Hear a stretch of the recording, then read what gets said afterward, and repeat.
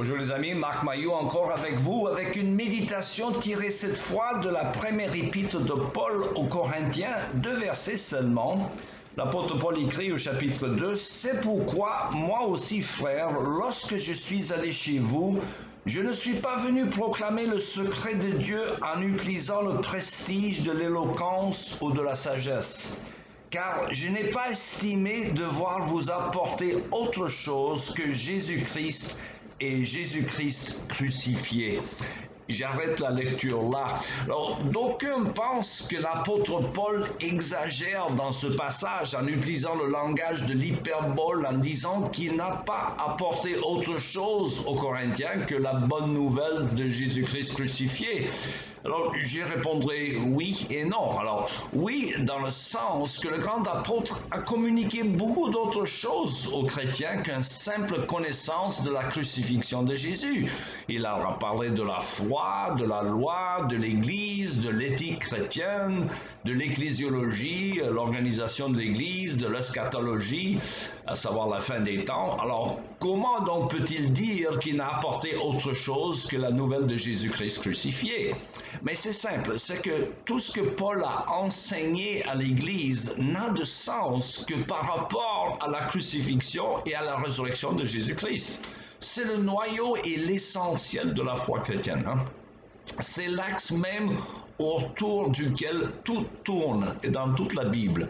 Et c'est d'ailleurs pourquoi je vous ai dit dans une autre méditation que la prétention de l'islam de nous parler d'un Jésus comme prophète n'a strictement aucun sens, car la vie et le ministère de Jésus n'a aucun sens que par rapport à sa mort sur la croix et à sa résurrection, ce qu'Islam écarte.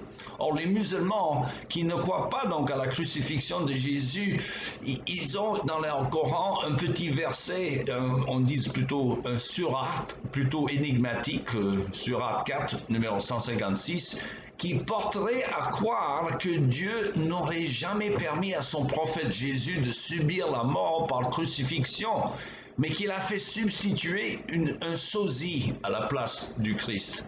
Alors, c'est mal comprendre le sens de la mission du serviteur souffrant dont parle l'Ancien Testament et surtout le prophète Isaïe, chapitre 53. Alors, hélas, beaucoup de Juifs n'ont pas compris non plus la vocation de Jésus qui, suite à sa mort expiatoire pour les péchés de son peuple, fut ressuscité, car Dieu avait prévu que son Fils bien-aimé ne verrait pas la corruption, la décomposition de son corps, si vous voulez. Et c'est pourquoi beaucoup de Juifs ne croient pas à la résurrection de Jésus. Ils disent que les apôtres seraient venus voler son corps.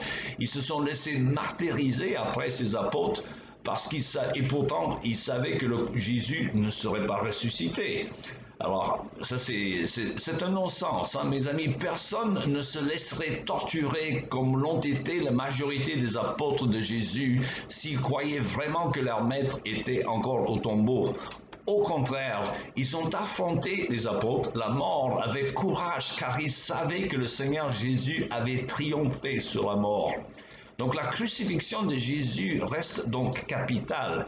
Et en fait, on n'est pas sauvé par l'enseignement de Jésus, mais on est sauvé par sa mort sur la croix et sa résurrection.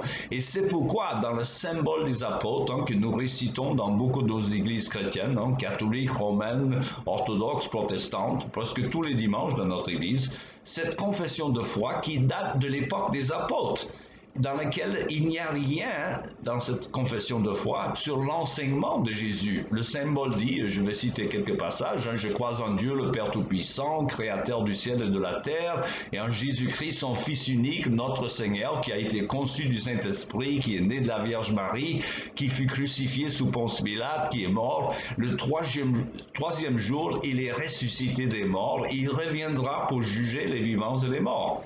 Il n'y a rien sur l'enseignement de Jésus pour la simple raison, et je le répète, que nous ne sommes pas sauvés par l'enseignement de Jésus, mais par sa mort et sa résurrection.